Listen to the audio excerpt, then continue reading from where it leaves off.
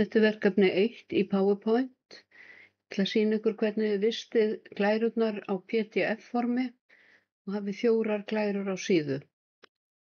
Ég fer hérna í File og Export og hér er hakað við Create PDF.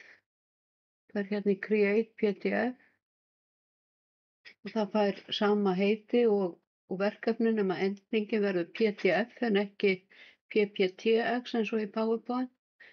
Og skjalið opnast eftir að ég smelli á Publish.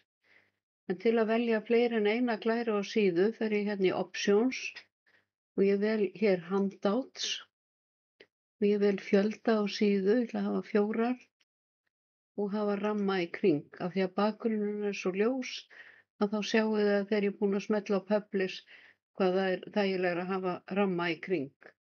Og ég segi OK og Publish.